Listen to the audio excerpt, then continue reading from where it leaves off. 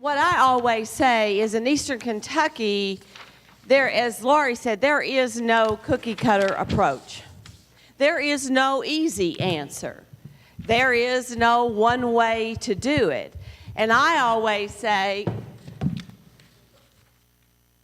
you got to think outside the box. But what Lori was saying, don't think outside the box. There is no box. And I think that's a really great way. I want to change my intro now on this sort of thing, Mark. It's not about thinking outside the box. There just is no box.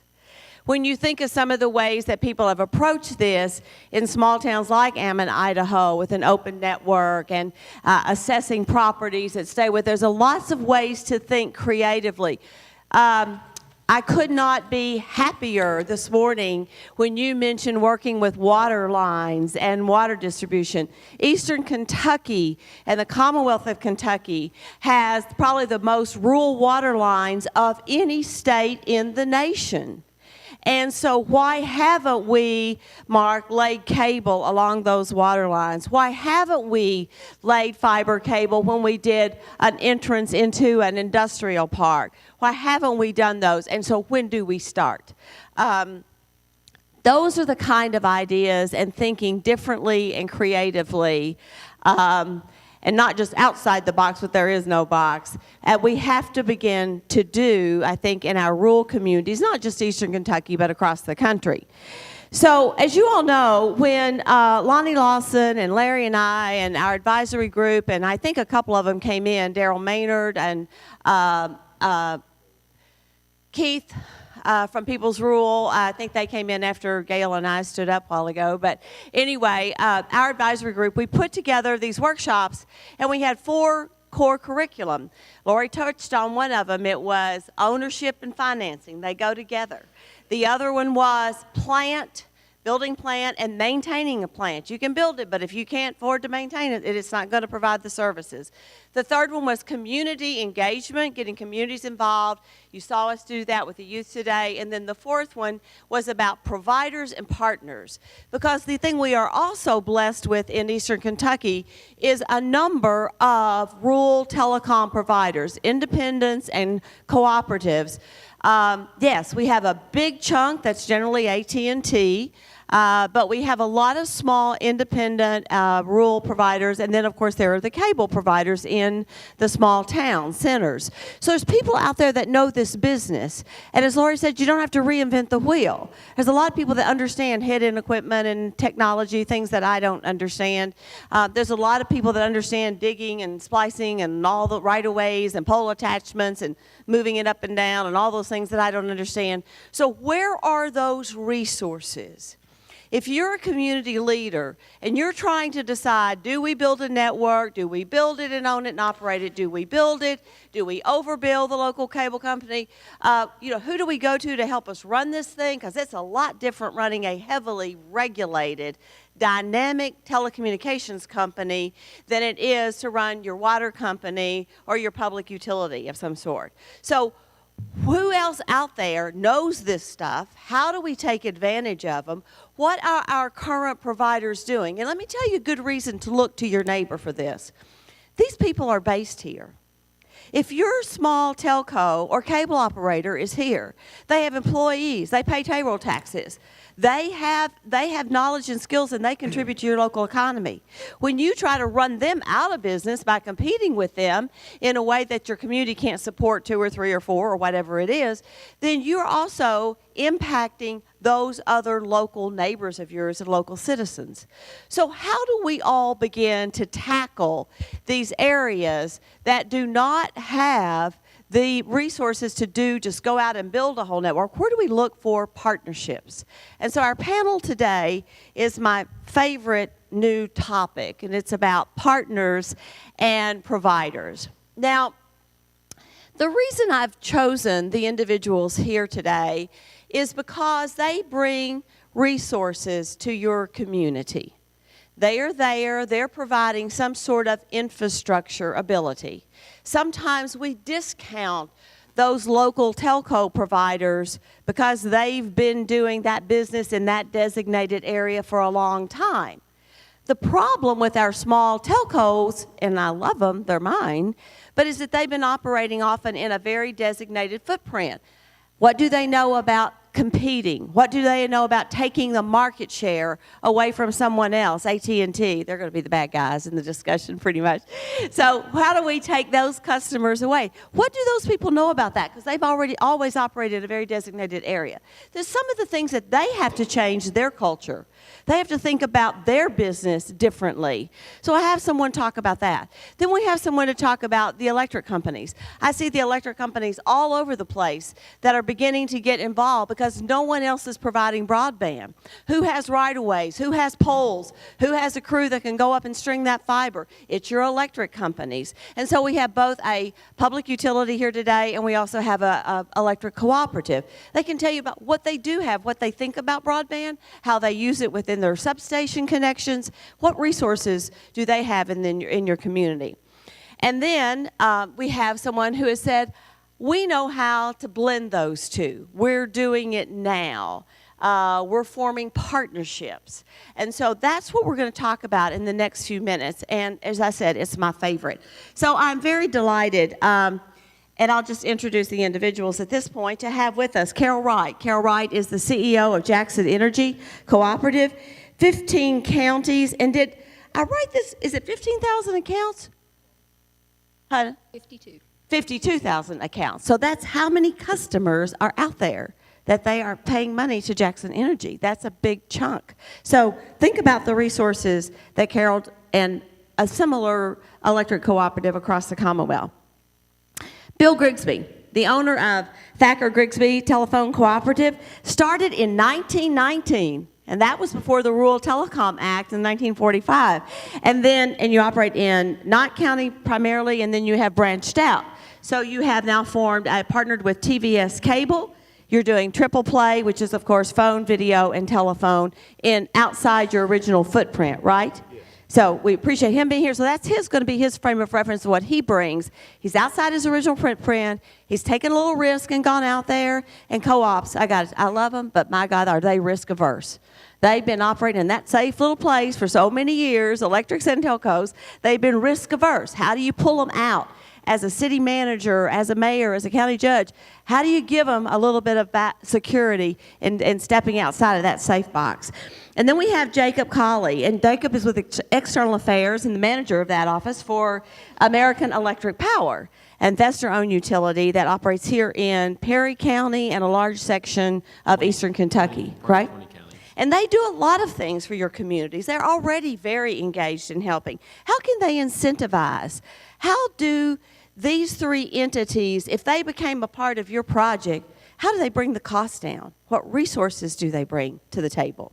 And then I just got to meet her, although I know her boss pretty well. So she drove in from Tennessee to be with us today, Melissa Mitchell. She is the Customer Operations Manager at Twin Lakes in Middle Tennessee. Held various positions in that cooperative that span engineering, marketing, and customer service in her 28 years of Twin Lakes. She must have started out of kindergarten or something, right?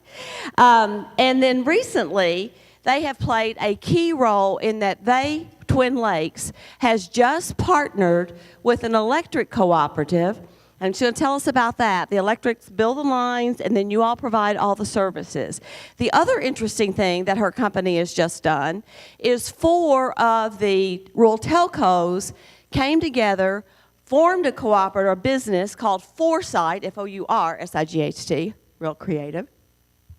Those 4 telcos now are bidding on other electric RFPs, where electric cooperatives have gone out with an RFP of wanting to provide services. So, by golly, if Tennessee can do it, surely to goodness Eastern Kentucky can figure out how to do it. So thank you, Melissa Mitchell, for being with us today.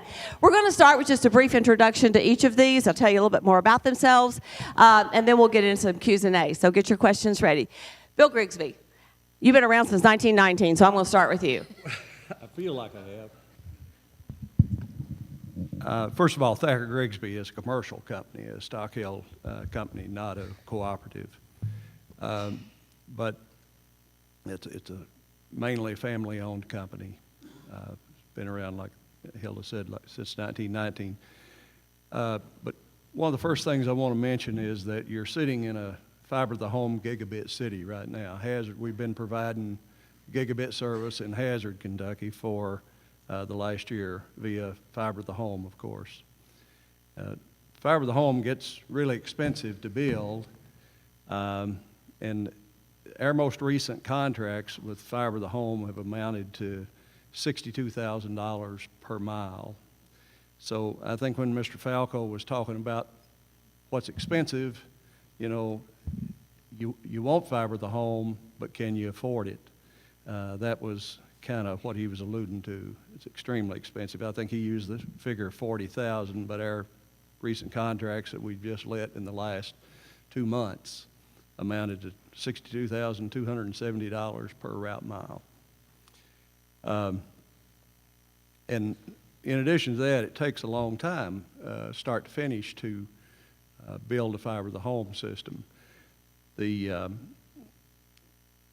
engineering to hooking customers up is in excess of 2 years usually. So if you're looking for a quick fix, that's not your fix. And of course you need a lot of equipment and expertise to maintain a fiber system as well. But the big issue, as Hilda alluded to, is can the fiber system sustain itself from a maintenance standpoint? Is it going to generate enough revenue to pay for itself? If it's not going to do you any good to have a fiber system for a year or two and then go broke. You have to make sure the economics are there. And unfortunately, I guess I don't have to tell anybody that we live in a rural area. And that equates to fewer homes per mile than in, you know, an urban area such as Lexington or even some of the other more urban counties. And fewer homes per mile equates to less revenue per mile. And so that makes the difference in the sustainability of a fiber system. It's kind of my opinion that in a very rural area, such as some of the unserved areas in eastern Kentucky, fiber system is going to have a hard time surviving. I just don't think it can. We have a take rate of in our systems of 44%, and that's with some service. That's not necessarily with data, but that's just they're either taking VoIP or TV, or they're taking data, and only 44% of the occupied homes passed take that.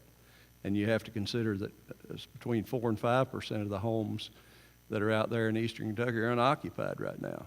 People have moved away, or they're not inhabitable or whatever. And kind of the point I want to make is that if you want a sustainable broadband system in your unserved community that's, you know, when it's very rural, you need to try to make that happen through some collaborative effort between the community and maybe existing cable operator or other utility who already has facilities in that area. If you have to go out, set your own poles or bury the cable or whatever, you're running your cost up tremendously, where these people, especially cable operators, already have the cable there, they're maintaining it, and their cost to upgrade that to provide broadband is very small compared to putting in a new, all new broadband system. And as well, their maintenance costs are also very manageable. Now, you wouldn't get gigabit service on a cable TV system, but you can get 50 or 100 meg, and that's enough to, that's better than nothing. That's. Thank you.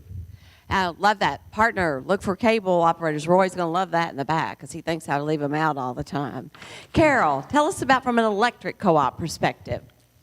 Thank you, Hilda. Yeah, I just want to talk about electric cooperatives.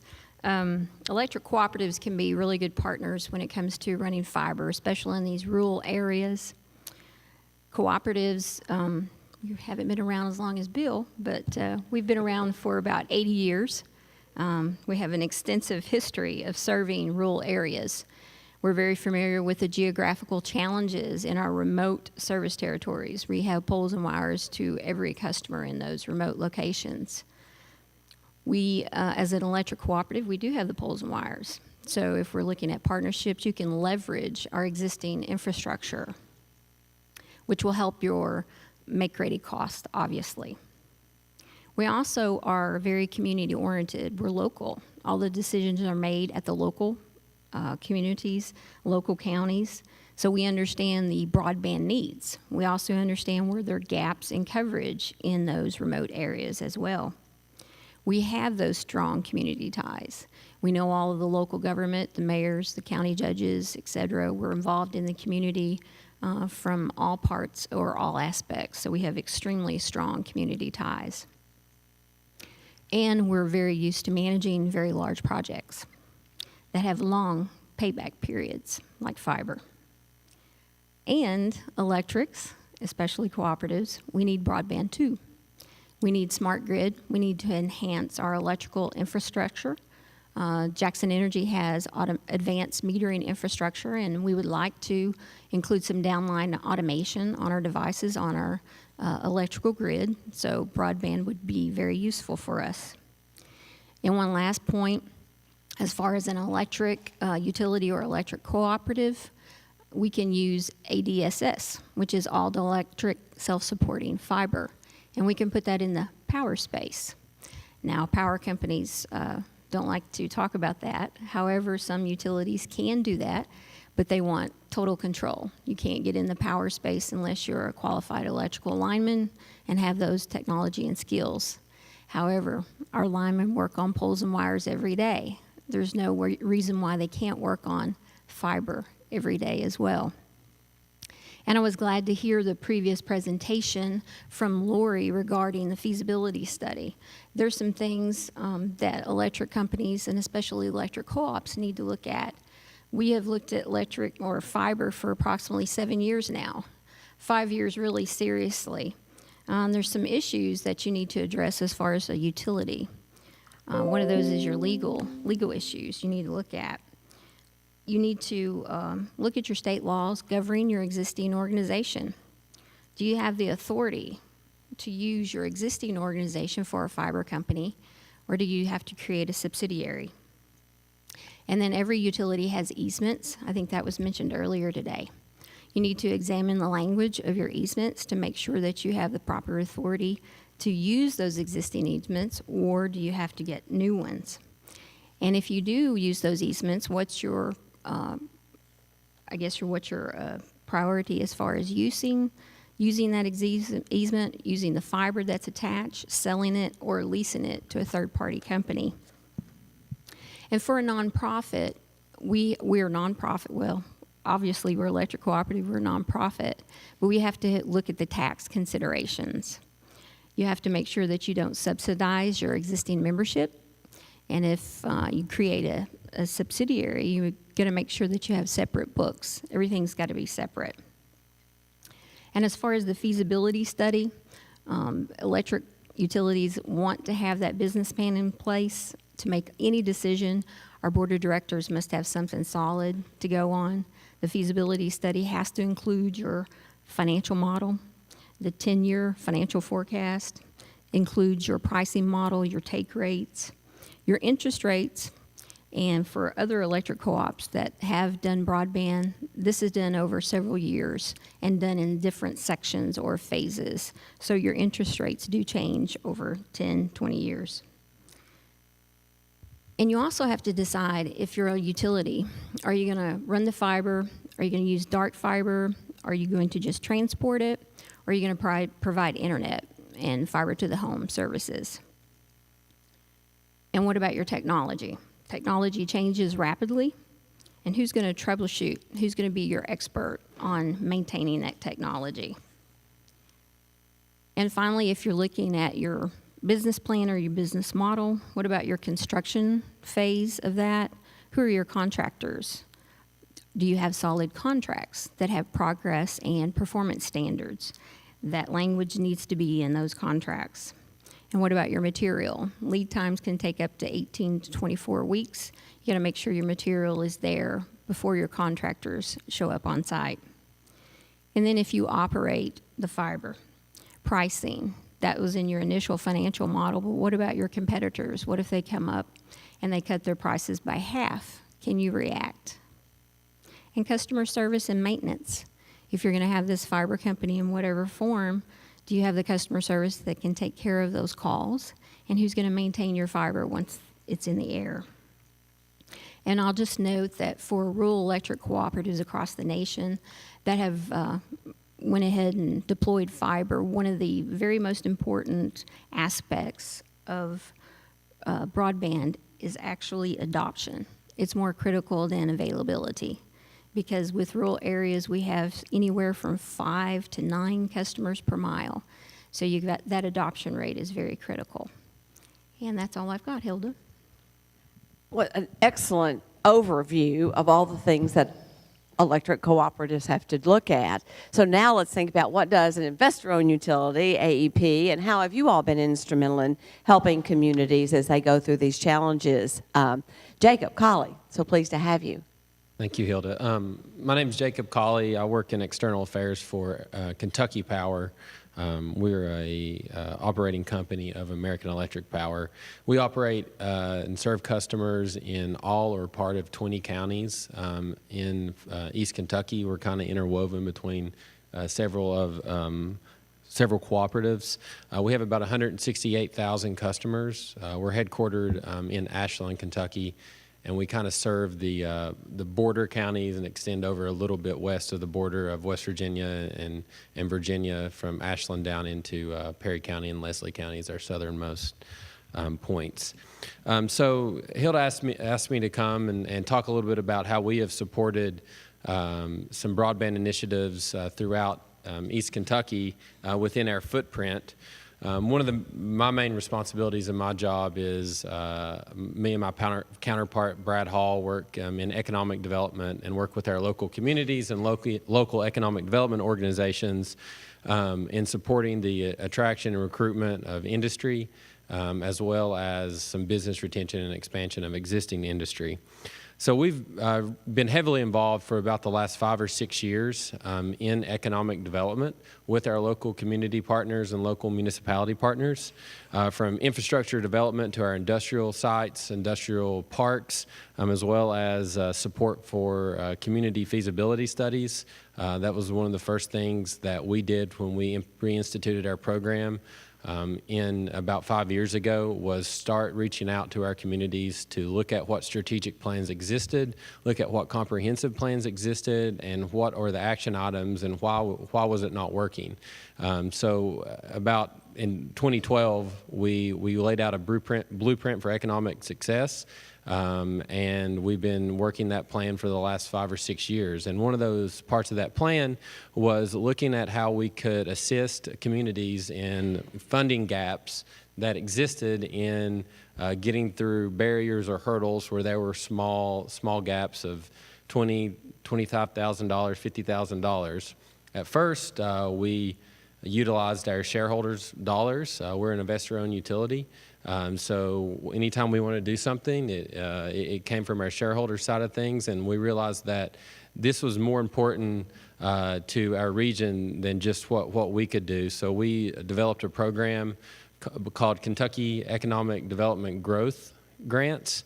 It's a partnership between our customers and our shareholders, and our customers have a 15-cent surcharge on their bills each month, and then our shareholders match those dollars. So it's a partnership that's able to help fund projects specifically toward economic development in our region. And one of those projects that we have helped with is a feasibility study that we worked through with the city of Pikeville, which is within our service territory. It was a $75,000 grant that was matched by local dollars. So anytime there's skin in the game from the local groups, that helps our grant committee really understand the decision and that the community is all in behind this. So it was essentially what she went through in the presentation before this panel is working through all of those questions and help develop a strategy from the engineering to cost to financials to everything that needs to be done in a business plan that Carol just touched on for Pikeville to have a path forward. And that's something that what Hilda asked me to talk about a little bit was that grant program. And so this is something that we're very keen on, and our customers and us as a company support, and we've had a lot of great success from it. Very good, very good. Thinking again, how can we use the folks in our community? To Carol's point, and it's an excellent point, when we look to our partnerships, sometimes they are limited in ways that we may not understand, and that Kentucky's electric cooperatives have what we call a double whammy. Not only are they regulated nationally, but they also have a state regulatory oversight that many states do not have. So as you reach out to them, you need to understand some of that circumstance that they are in. And to our next panel's credit, they in Tennessee passed legislation. I don't know if Tim Crouch is still here or not, but I won't go into the lobbying effort of the electric co-ops. But the Tennessee Tennessee electric cooperatives were able, with the governor's support, to put forward legislation, and yes, they had to modify it than what they started out with, but it allows the electric cooperatives to offer broadband in the electric cooperative's footprint, right? So it's not out competing with other telcos. And as a result of that, the electrics that do not have broadband by the major big providers now are reaching out to the small telephone cooperatives to form partnerships and work together in bringing broadband into their service territory. That makes them a winner. As an electric provider, they have better connectivity for smart grid and everything else that goes on, and yet it also, for telephone businesses which are losing landlines and seeing their revenue streams dry up, and who knows what's going to happen to the Universal Service Fund, they are seeing now a new entrepreneurial mindset. They are now coming together, forming another business model, working with a partner in the electric, and beginning to address that need mark in that service territory. And it seems to me that everybody's a winner. So, Melissa, thank you for coming, and tell us how you got there. What on earth were the struggles in putting those partnerships together and blending a telephone co-op and an electric cooperative in a partnership? Thank you, Hilda. It's my pleasure to be here today. When the legislative started talking about the electric co-ops being able to offer broadband service, we felt like it was an opportunity for us because, as you all know, the funding is going away for telephone services. I think it's, it's going to be a challenge in the years to come. So what we did is we reached out to Volunteer Energy, which is the second largest in the state of Tennessee. And we serviced 2 of their areas, and we formed a partnership.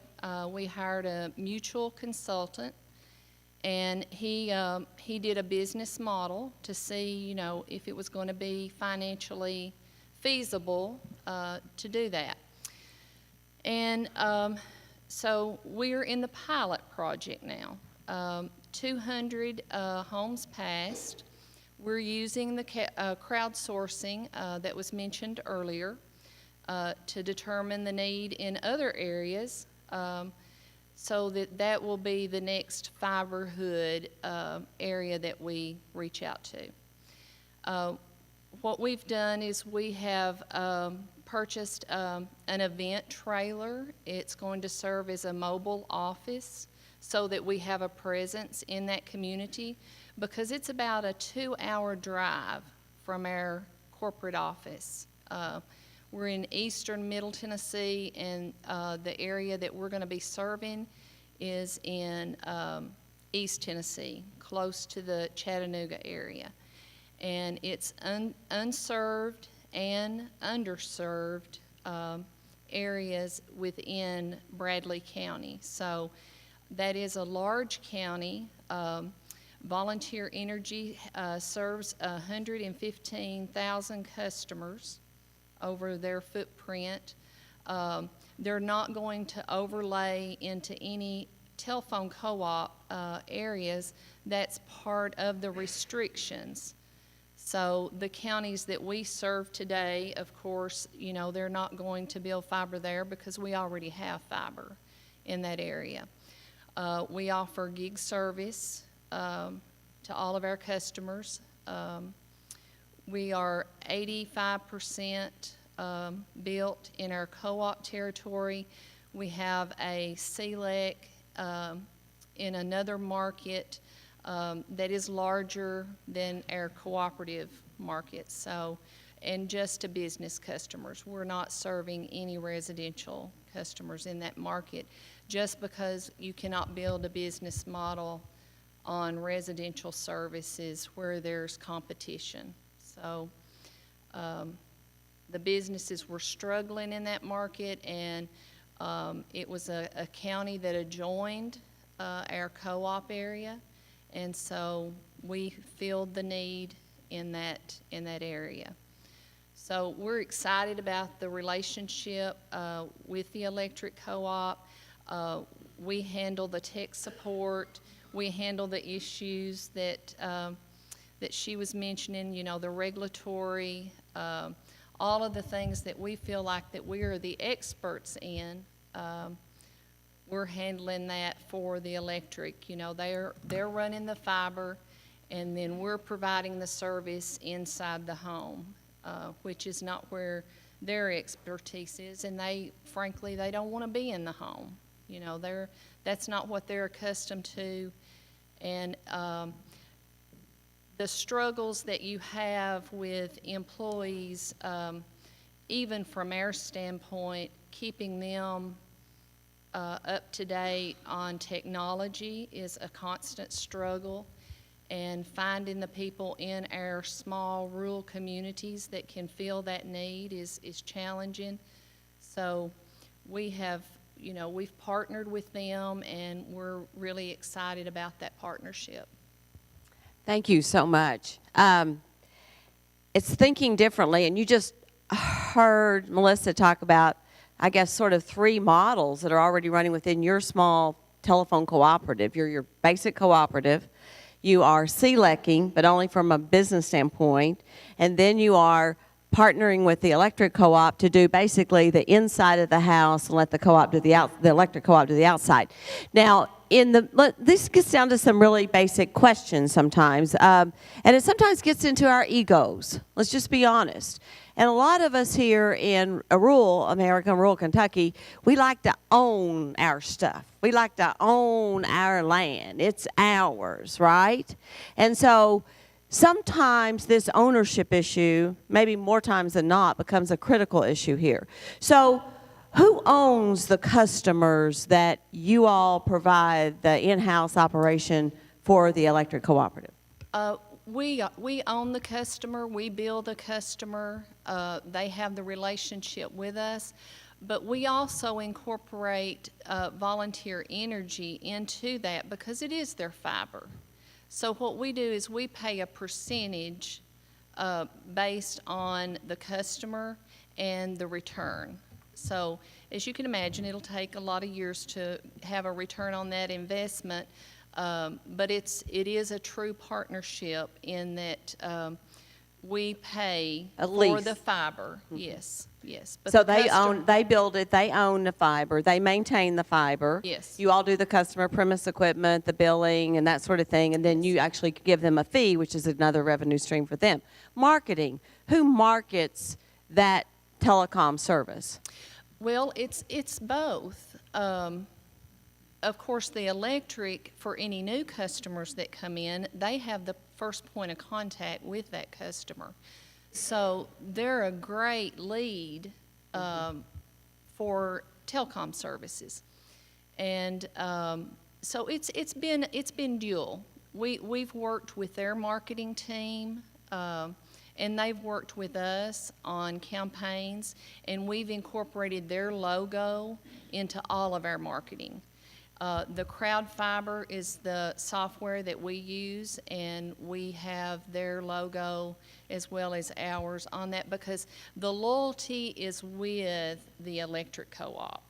They don't know us in that area.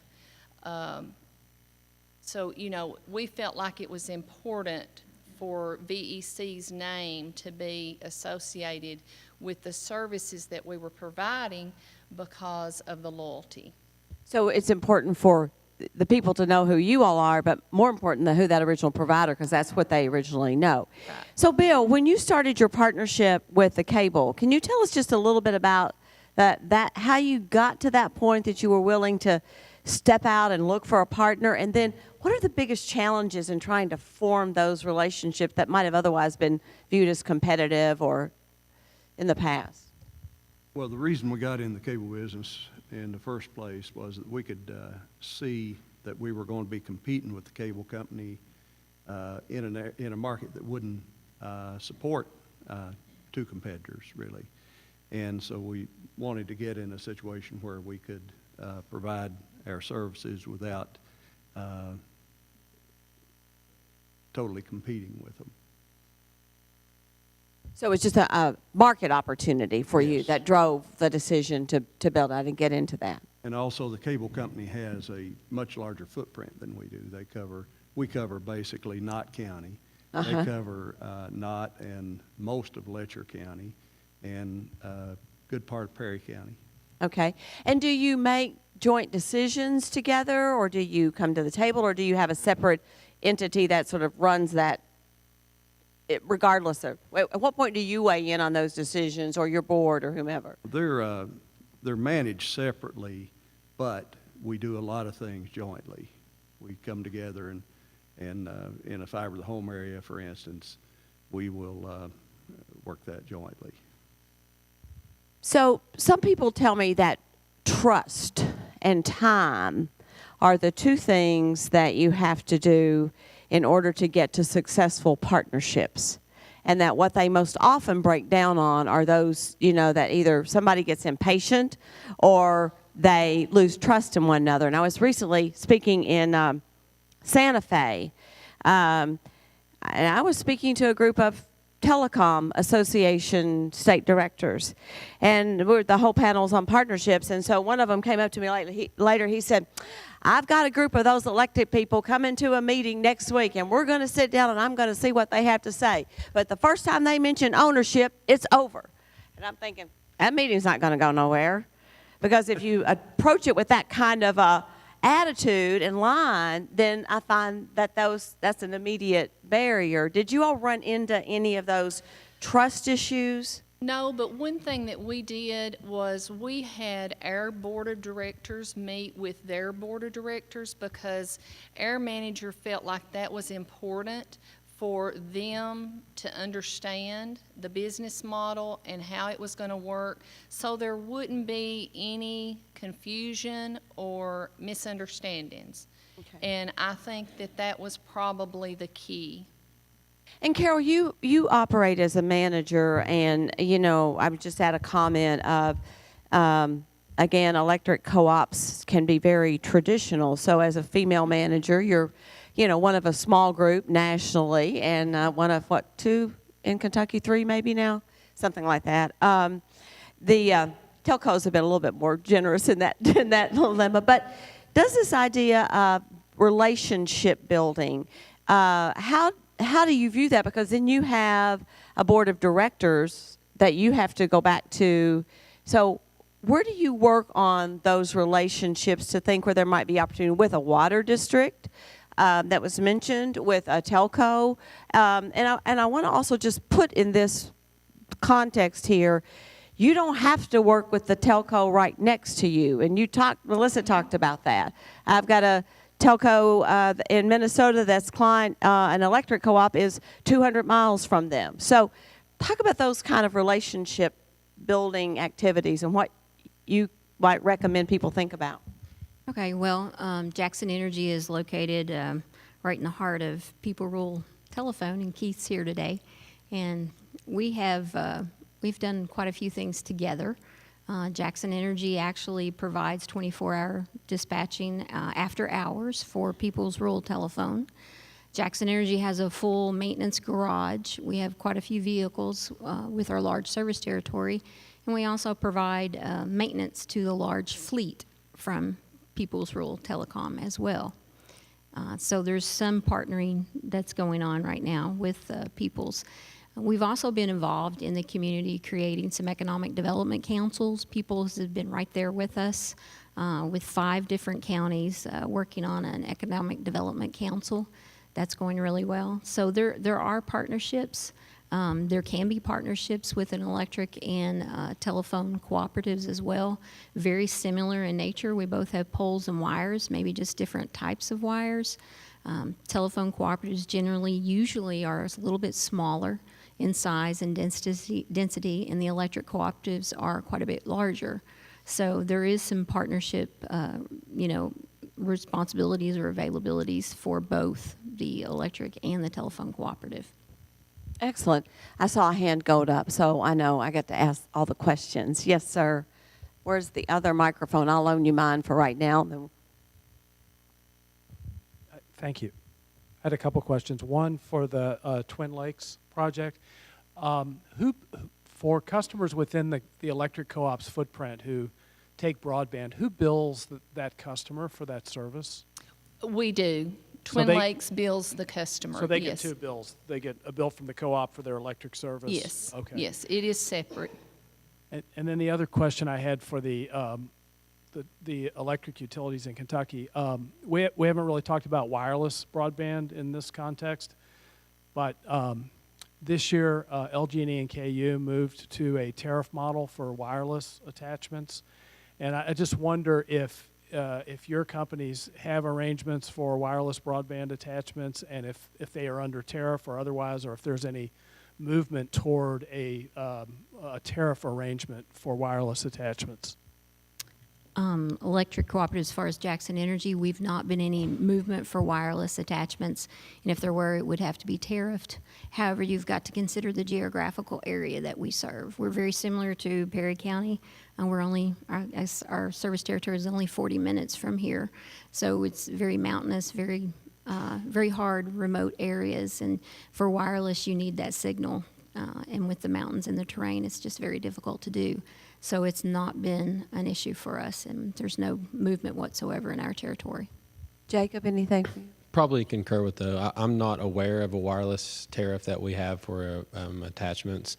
Again, we serve a very mountainous terrain as well, and that's just probably not something that's been brought forth to us. But if that's something that became an issue, or something that we felt like we needed to file a tariff with the Public Service Commission to make that happen, then I'm sure our company is all in on what can create some jobs and create investment. So we would be open to that. Thank you. Another question.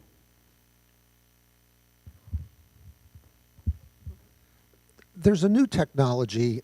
It might be called air gig, and I'm not sure if I have the right terminology there, but AT&T is experimenting with a way of putting wireless devices on power lines, but it's not broadband over power lines. It's putting a device on the power line poles and sending the signal along the power line as the conduit and not interfering. Are any of you aware of the technology, and would it be a viable technology for rural America?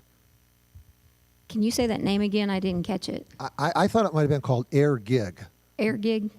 Yeah, I've heard a little bit about that. That could be an issue, especially for cooperatives or electric utilities that use an advanced metering infrastructure, because we use our power line carrier for that signal. So if you're looking at another signal and it would have to be on the neutral, then you're looking at some interference issues. So that would be a problem for those of us that use power line carrier for our AMI systems. Okay. Anyone else heard of air gig that want to comment on Mark's question? I think there's a city right outside of Nashville that has experimented with that. I don't think it's been very successful. They just cannot get the speeds that they need. I think that you mentioned white space too this morning. I think that's, they made a big launch of this white space spectrum, and I think that there has some applicability in certain spaces, particularly in some wide open agriculture farming, the Dakotas where you got miles and miles and miles. I don't know how applicable it's going to be to our mountainous terrain. It's going to be more challenging on that. A judge. Yes, the question is how much do you charge for a gigabyte service, and how many customers actually are needing or taking gigabyte service? The residential rate is $99.99 a month, and we're going to lower that in March to $79.99. We have 194 customers on that today. That is not synchronous speed. For business customers, it is synchronous, and it's $4.99 a month. Bill, do you want to? David, can you help me here? Is there gigabit service? It's $2.99? Okay. And how many gigabit customers do we have? 22. And it's $2.99 a month. A gig. It's not something, gigabit's not a service that everybody needs, but a few people think they have to have it or need it. So. If you would have asked Thomas Haggard this morning on the youth panel, he would have thought he would have had to need it probably, right? Yeah. And probably would have. Another question.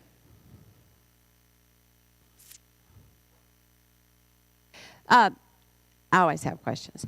Melissa, talk to me a bit about how you got 4, and I know your boss, Jonathan, was a leader in this, 4 independent telephone, and I think they're all cooperatives. They are, all yes. cooperatives, not independent telcos, but cooperatives, to actually come together and agree on an arrangement that they would bid on a RFP from an electric co-op.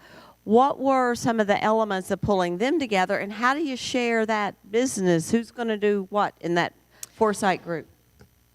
Well, mostly it'll be consultants. It'll be a whole new company within the state. I don't know if you all are familiar with the IRIS network, but a lot of co-ops, telecom co-ops, own the IRIS network, which connects from state to state. So this will be a partnership somewhat like that. It'll just be interest in the company. Of course, right now it's just a startup, so it'll depend on how the bidding goes with some of these other electric co-ops. If they get an actual bid, then we'll see how it all pans out. We'll have Right. to continue that story. Right, and there's 7 telecom co-ops in the state of Tennessee, and they've left it open that all 7 can join, but to make the decision-making easier, they limit it to 4 in the pilot project, so. Okay, so that was the start, kind of like I think Lori was talking earlier about phasing yourself into Yes, things, starting yes. it with 4 or 7. Yes. Keith, I've forgotten, how many, we have more than 7 in Kentucky. We have a lot more telcos and independents.